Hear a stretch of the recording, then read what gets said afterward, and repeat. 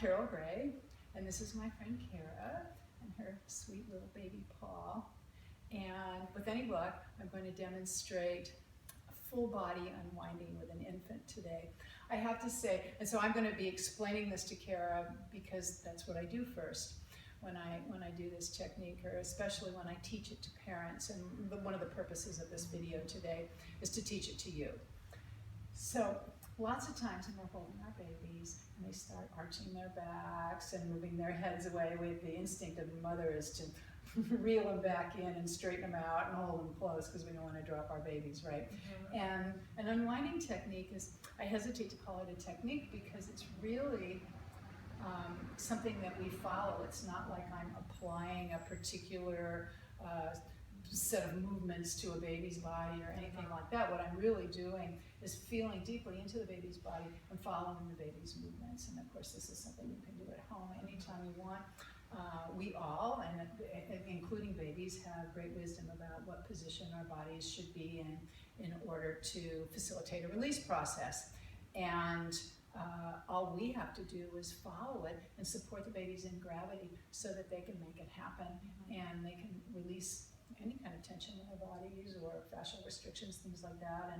And when that happens, they function better. So that's the short story about full body unwinding. And so you're going to sleep. You guys, is it okay if I hold your baby? Yes, of course. Oh, that baby Paul, he's so awesome. Woo. So I'm going to start out with one end of you in one of my hands, and the other end of you in another hand.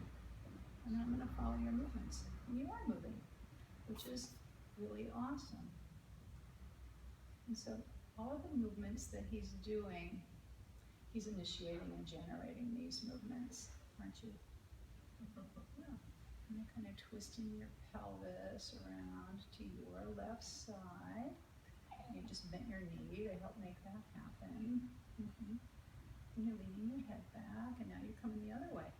So obviously he doesn't have strong enough abdominal muscles to do a full-on sit-up from here, but I can follow him when he tightens those muscles and starts to go that way. Yeah. You're getting wonderful hand control. How old is Paul now? 8 weeks. 8 weeks already. And you've already got your hands coming back to the midline. Yeah, you're about 4 weeks worth of smartness on that. Yes, you are. You are super precocious. Yeah. Are you worried about getting into college? I don't think you have to worry. You're going to do fine.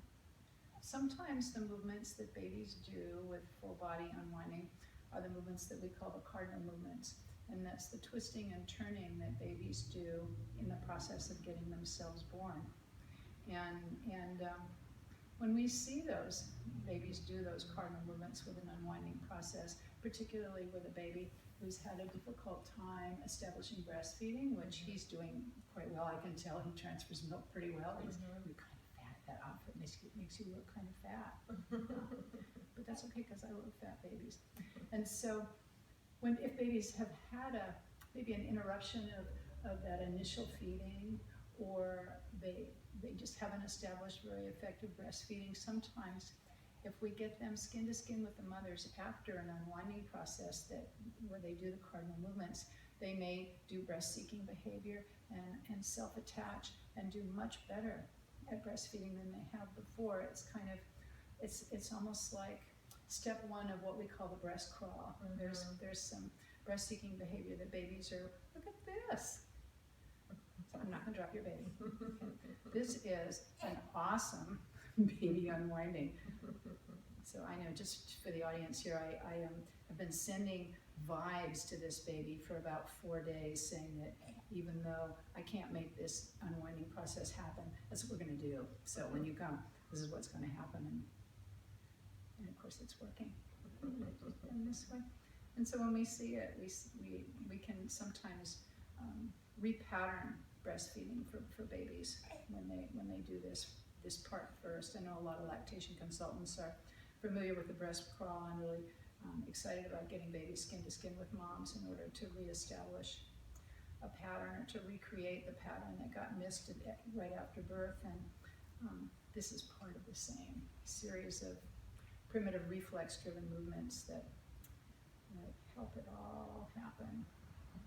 You are an awesome demonstration model, Paul. Yeah.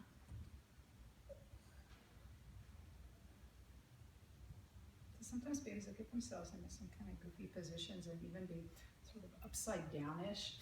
Are you going to come back? You are really and truly ahead of. Now he's kicking with his feet, which is also one of the birth movements.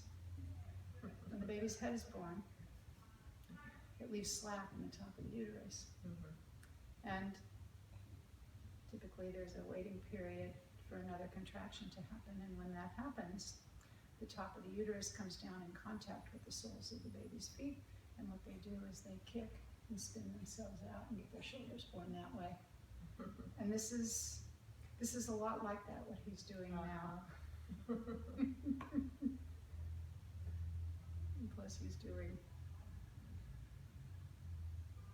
movements with his hands that are age appropriate, actually advanced. Advanced. Yes, yeah, for his age. 8-week-old babies are not necessarily doing this yet. We think they're wired up okay if they're doing it around 12 weeks. So, here you go. You're gonna really go for it, aren't you? I promise, I will not drop him. I trust you. Yeah. Yeah. You ready to come back up? Oh, you have been an awesome. One more round, okay. We didn't really mean a 5-minute video. You ready to come back? Yeah, I can feel it now. You just had to do it one more time, didn't you? Here's your mom. Mom loves you. Oh, Thank you, Carol. Oh, you're welcome. Carol. Thank you, Paul. You were awesome. You were awesome. You are awesome. Thank you. Thanks. Thank you. If you want to learn more about me, my work, my classes, go to my website, www.carolgray.com. Thanks. Bye.